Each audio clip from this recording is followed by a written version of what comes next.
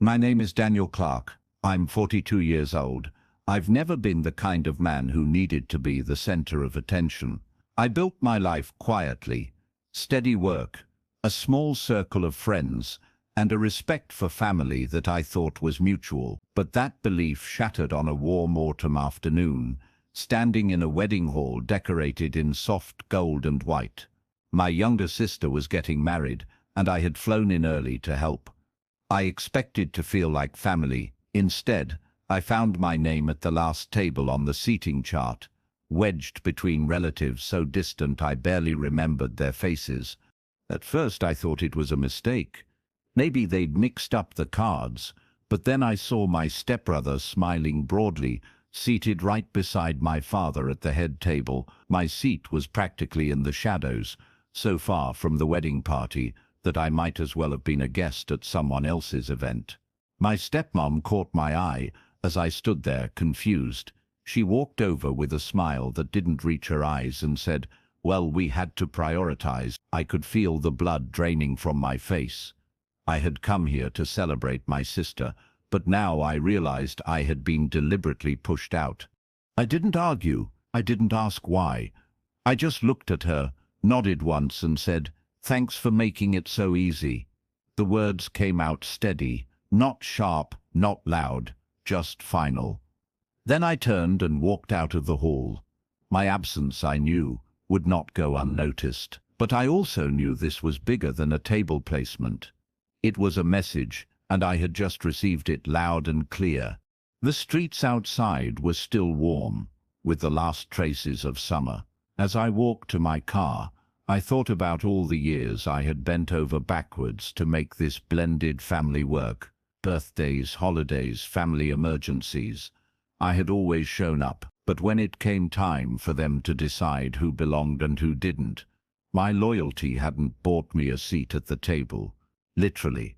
That moment, I decided something. I would never fight for a place where I wasn't wanted. Still, I knew my absence would ripple through the evening. My sister would notice, people would ask questions, and eventually my father would realize the optics, his own son missing from the most photographed day of the family's life. That was when they'd start calling, explaining, and maybe even begging me to come back. But this wasn't going to be solved with an apology or a last-minute reshuffle of chairs. I didn't know it yet, but this was the beginning of something far larger than a family slight at a wedding. This was the moment I understood the quiet power of walking away, and of making people realize exactly what they'd lost. I didn't go home right away that night. Instead, I drove to a quiet park on the edge of town, where the air smelled faintly of pine and the lake reflected the city lights in ripples. I sat there in my car for a long time, replaying every interaction I'd ever had with my stepmom and stepbrother. In the silence, I started to see the patterns I had ignored for years, the subtle digs, the quiet exclusions, the way invitations were always worded so I'd arrive just after the important parts were over. It wasn't new. The wedding was just the first time they'd been bold enough to make it obvious in front of everyone. I thought about my father. I had always believed he tried to keep peace between the two sides of the family, but now I wondered if his version of peace was simply letting them do as they pleased, while I learned to live with it.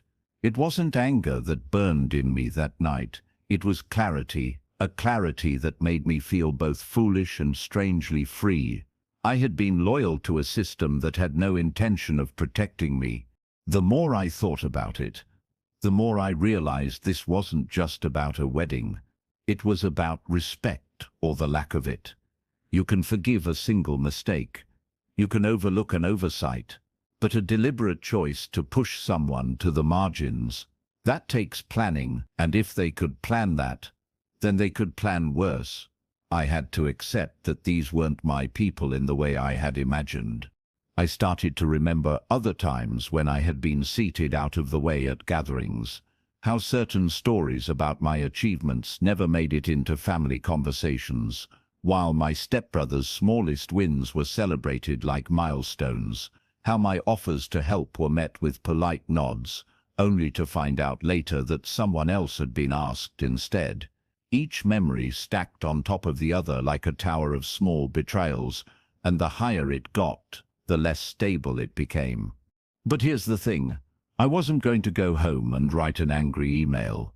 I wasn't going to storm back into the reception demanding a better seat. I was past that. This wasn't about making a scene. It was about reclaiming something far more valuable: my self-respect. I decided then that my next move would be made in silence, with precision, and in a way that would make them understand that pushing me out came with a cost. I drove away from the park with a calm I hadn't felt in years. They didn't know it yet, but they had just handed me the perfect reason to stop playing the role they'd assigned me. And once I stepped out of that role, the entire balance of the family would change, permanently. 2 days after the wedding, I got the first call. My father's number flashed across my phone, but I let it go to voicemail. He sounded awkward, trying to downplay the whole thing. "You know how your stepmom can be. Things just got mixed up," he said. I deleted the message without responding. The next day, my sister texted, apologizing, saying she had no idea about the seating until it was too late. I believed her, but I also knew she wasn't the one running the family politics. That role belonged to my stepmom, and she had just shown me exactly where I stood. For the next week, I stayed quiet. No calls, no explanations. I wanted them to get used to my absence, to notice the empty space I'd once filled without realizing how much I did for them. Birthdays, holiday dinners, little errands for my dad that my stepbrother never volunteered for, all of that disappeared overnight. It was amazing how fast their convenience turned into discomfort. That's when the messages started shifting from excuses to requests. It was around that time I stumbled across the leverage I didn't even know I had. My father owned a small set of rental properties, nothing fancy, but steady income. Years ago, when his health took a dip, I had stepped in to manage them for him. I was the one who knew the tenants by name, handled repairs, kept the books balanced. My stepbrother, for all his charm at the head table, had no idea how the business ran. I had quietly become indispensable to my father's finances, without ever realizing just how much power that gave me. That realization changed everything. It meant I didn't need to raise my voice or confront anyone. All I had to do was stop managing things. Stop keeping the gears turning in the background. My father wasn't a cruel man, but he was practical. And practical men notice very quickly when the person they've trusted with something important suddenly disappears from the equation. So I made a decision. I wasn't going to threaten to leave. I was just going to leave. No warnings, no drawn-out explanations. I would let silence do the talking, and I would watch how quickly the balance of the family shifted when the man they'd seated in the shadows turned invisible for real. But this wasn't about revenge, not yet.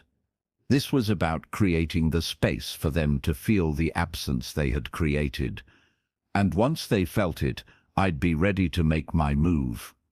Not with shouting, not with drama, but with the kind of quiet that makes people listen harder. It didn't take long for the silence to start working. Within 2 weeks, my father's voice had gone from casual to strained whenever he called. He still avoided mentioning the wedding outright, but I could hear the undercurrent. Things weren't running smoothly. Tenants were calling him directly for repairs. Paperwork was piling up. Late fees were appearing where there had never been any before. The small, seamless system I had maintained for years was beginning to slow, and with it my father's patience. Meanwhile, I kept my distance. I answered no calls from my stepmom and only responded to my sister with short, polite texts that revealed nothing. I wasn't cruel, but I was deliberate. I knew that one of my stepmom's favorite stories to tell was how she held the family together. I was quietly removing one of the pieces she didn't realize she relied on me. and without that piece the structure was wobbling. My stepbrother, for all his front-row charm, wasn't built for responsibility. I knew he'd try to step in, if only to impress my father, but that kind of work takes consistency, and he'd never been the consistent type. It wasn't long before I started hearing through extended family that he was missing calls, forgetting appointments, and even double-booking tenants. The polished image my stepmom had worked so hard to create for him was starting to crack. What made it all the more satisfying was that I didn't have to lift a finger. I wasn't sabotaging anything. I was simply gone. I had stepped out of a role I was never thanked for, and the absence was doing the work for me. I kept my head down, focused on my own life, and let their own neglect catch up with them. It was around this time that my father left me a different kind of voicemail. No excuses, no small talk, just a request to meet for lunch. He said we needed to clear the air. I knew this wasn't about air. It was about control. The control they'd assumed they had over me was slipping, and my father, whether he realized it or not, was being sent in to reel me back. I didn't respond right away. I let the message sit for 2 days before I replied with a simple, "I'm busy." It wasn't meant to hurt him, it was meant to send a message. I wasn't waiting by the phone anymore, and I wasn't coming back on their terms. By the end of the month, the first real cracks had turned into fractures. I heard from a tenant, one who didn't even know about the family tension, that rent checks had gone missing. Repairs that used to take days were now dragging into weeks. My father's reputation as a dependable landlord, something I had carefully protected for years, was slipping away. It wasn't malicious on my part. I simply wasn't there to keep things from falling apart. My sister reached out again, this time with a longer message. She said my stepmom had been under a lot of stress and didn't mean for the seating to feel like an insult. I didn't reply. I knew she was trying to keep the peace, but I also knew this wasn't a misunderstanding that could be patched up with a few soft words. This was the result of years of quiet sidelining, and now they were tasting what life was like without me holding things together. One afternoon, I stopped by a local cafe for lunch and overheard 2 people at the next table talking about my stepbrother. They didn't know me, but they knew him. "He's in over his head," one of them said. "Thinks he can run things, but he's all talk." I sipped my coffee, keeping my face neutral. I didn't need to spread stories. The truth was already doing that for me. Then, in the middle of a Thursday, my father showed up at my door. He looked tired, older than I remembered. For a moment, I almost felt the urge to let him in and fix everything like I always had. But then I thought about that wedding day, about my name shoved to the edge of the seating chart, about my stepmom's casual smile as she said they had to prioritize. That memory steadied me. We stood in the doorway while he told me things had gotten messy and he needed my help. There was no apology, not really, just an acknowledgement that he couldn't manage without me. And in that moment I realized I had the upper hand for the first time in years. My absence had spoken louder than my presence ever did. I told him I'd think about it, not to punish him, but because I needed him to understand something fundamental. I was no longer the person they could shuffle to the back without consequence. If I came back, it would be on my terms, and they would know exactly what it cost to push me away. I didn't rush to give my father an answer. For the next week, I went about my life as if nothing had happened. I knew he was waiting, and that waiting was part of the lesson. When people are used to your help being automatic, your hesitation becomes louder than any words you could say. I wanted him to sit with the reality that my presence was no longer a given. During that week, I thought hard about what coming back would mean. I didn't want to slip quietly into the old role and pretend nothing had changed. That would undo everything I'd just learned. If I returned, it had to be on my terms. terms that put boundaries in place so I would never again be treated as an afterthought. And I didn't just mean at the properties. I meant in the family. I also considered the quiet satisfaction I had felt watching my stepbrother stumble. I didn't want to destroy him. That wasn't the point. But I also wasn't going to shield him from the natural consequences of his arrogance. He'd been handed opportunities I had to earn, and now he was learning that charm alone can't keep things running. By the end of the week, I had my decision. I called my father and told him we could meet again. But not at his house, and certainly not at my stepmom's. I chose a neutral place, a small corner table in a quiet restaurant. I wanted the setting to be a reminder. This was business now, not family politics. When we sat down, I let him speak first. He admitted things had slipped through the cracks, and that my stepbrother wasn't ready to take on my responsibilities. There was no defensiveness this time, just the acknowledgement that they needed me. I listened, and when he finished, I told him my terms. I'd take back the management, but I would answer only to him, not to anyone else in the family, and I would be compensated fairly for my work. He agreed without hesitation, and in that moment I understood something powerful. I hadn't just gotten my role back. I had taken control of it. Walking back into my role felt different this time. In the past, I had carried the weight of the properties quietly, almost invisibly, as if doing the work without recognition was some badge of honor. Not anymore. Now every invoice, every repair, every tenant interaction was documented and sent directly to my father. My stepbrother and stepmom weren't in the loop, and I made sure they knew it. It didn't take long for the shift to sink in. My stepmom, who once brushed past me at gatherings as if I were background furniture, now had to ask me for updates through my father. Her voice over the phone was polite, but tight. I could almost hear her teeth clench when she realized I wouldn't bypass the new arrangement. The unspoken hierarchy she'd built, with my stepbrother as the golden child and me as the invisible helper, had been dismantled in a single silent stroke. My stepbrother, on the other hand, kept his distance. I think he knew I had seen the mess he'd made during those weeks. I was gone. Pride is a fragile thing, and his had taken a hit. Every so often, I'd hear through my sister that he was too busy to attend family dinners now. That suited me fine. I wasn't interested in posturing, only in making sure my role was no longer treated as disposable. Meanwhile, I kept everything professional. I didn't rub their mistakes in their faces, didn't lecture or gloat. My revenge wasn't about humiliation. It was about restoration. By keeping my tone calm and my work spotless, I made it impossible for them to attack me without looking petty. The more composed I was, the more the control shifted in my favor.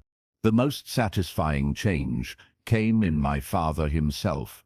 He began treating me less like the child who could be left out, and more like a partner. Conversations turned from small talk to strategy. He asked for my opinion before making decisions, something I hadn't realized I'd been craving until it happened. It felt clean, not vindictive, just right. Still, I knew the real test would come the next time the entire family was in the same room. That was when I'd see if the shift was permanent, or if this was just a temporary concession. It came sooner than I expected. My father's birthday, a small dinner at a local restaurant, just family. In the past, I would have shown up early, helped with the seating, made sure everyone had what they needed. This time, I arrived right on time. No earlier, no extra work. I walked in knowing I wasn't there to serve anyone but to take my place on my terms. The moment I stepped through the door, I felt the shift. My stepmom was already seated, her smile tight, her eyes flicking toward the table as if to confirm something. Sure enough, my name card was right next to my father's, not tucked in the corner, not beside distant cousins. I hadn't asked for it. They had done it themselves. The irony wasn't lost on me. My stepbrother barely made eye contact. He was polite, but his usual confident chatter was gone. He spoke less, laughed less, and seemed to keep an invisible buffer between us. I didn't need him to acknowledge what had happened. The silence between us said enough. He had learned, the hard way, that the seat you're given means nothing if you can't hold the ground beneath it. Throughout the meal, my father kept pulling me into the conversation, asking about the properties, discussing future plans, even bringing up ideas for expansion. It wasn't just small talk, it was trust, and every time he did, I caught my stepmom's jaw tighten just a little. She wasn't used to me being the voice in the room that mattered. I didn't gloat. I didn't throw the past in their faces. Instead, I stayed calm, composed, answering questions directly, making my presence felt without forcing it. There's a quiet strength in simply existing as someone they can't ignore anymore. That strength didn't need to be announced. It was understood. As the night ended, I realized something important. I didn't need them to like me. I didn't need their validation or approval. What I had was far more powerful: respect. And the thing about respect is that once it's earned through action, it can't be taken away by words. After that dinner, I knew the balance had shifted. But I also knew balance can shift back if you're not careful. Respect, once earned, needs to be reinforced. I didn't want to return to a place where my position depended entirely on my father's goodwill. If I was going to protect myself from ever being sidelined again, I needed to make sure my footing didn't rest solely on family ties. So I started quietly building. I took the income from managing the properties and began investing it into small ventures of my own. Nothing flashy, nothing that would draw attention. A few rental units in my own name. Some stocks I'd been watching for years. I kept every decision quiet, even from my sister. The less they knew, the more control I had over my own future.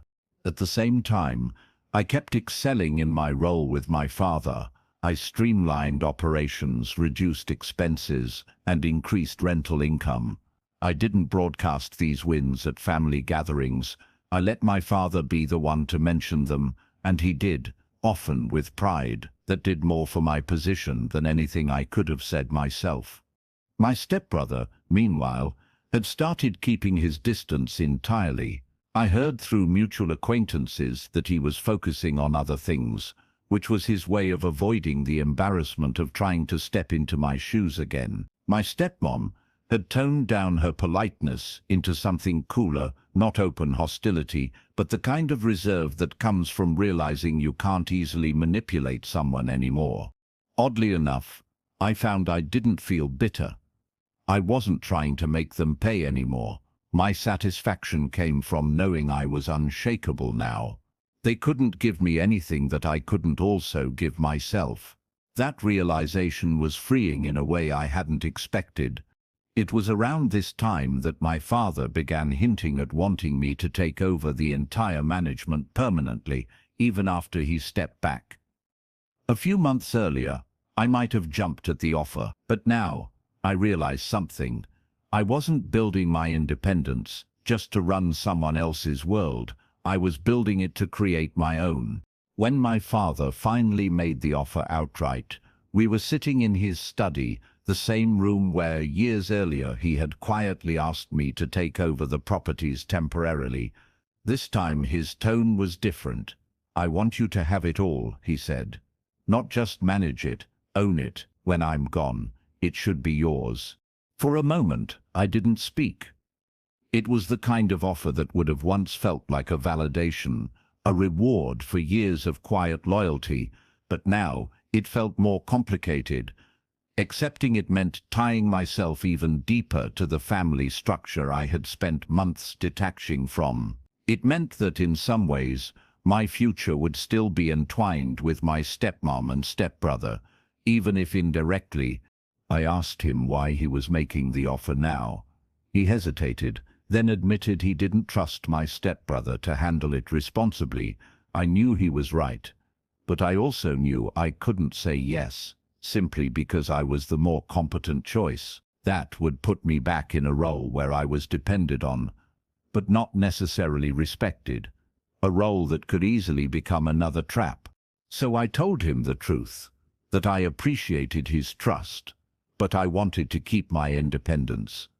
I'd manage the properties as long as he needed me to, but I didn't want ownership to be the anchor that kept me tied to old dynamics. I think he was surprised, maybe even a little hurt, but he didn't push back. Deep down, I think he understood. In the days that followed, I thought about what saying no really meant. It wasn't rejection, it was preservation. It was a way of ensuring that the balance I had fought to regain would remain mine to control. Ownership is power. Yes, but so is the ability to walk away at any time without losing yourself in the process. By turning it down, I realized I had reached a place I never thought possible, a place where I could stand on my own, without needing to cling to whatever seat someone decided to give me. And that, in the end, was the most valuable thing I could own. Months passed, and life settled into a calm rhythm I hadn't known in years. I managed my work, grew my own investments, and kept my interactions with the family professional, measured and on my terms. The tension that had once clung to every gathering slowly faded, not because they had changed, but because I had. I no longer looked for validation in their words or actions. My worth wasn't something they could give or take away. One afternoon, I saw my stepmom at a mutual friend's event. She was polite, almost overly so, as if unsure where we stood. I realized then that I no longer carried the old resentment. I didn't need an apology. I didn't need her to understand the damage she'd done. The quiet boundary I'd built between us was enough. It protected me in a way no confrontation ever could. My stepbrother barely crossed my path anymore. The golden image they'd polished for him had dulled, not because I'd tried to tarnish it, but because without the safety net of my work and reliability, he'd been left to face the weight of his own shortcomings. Life has a way of balancing itself when you stop holding it together for everyone else. As for my father, our relationship became simpler, less entangled in unspoken expectations. He respected my independence, even if he didn't fully understand it. We spoke often, but the conversations were lighter, freer, no longer shadowed by the politics of the family table. Looking back at that wedding day, I saw it differently now. It had been a turning point, yes, but not the one they thought it would be.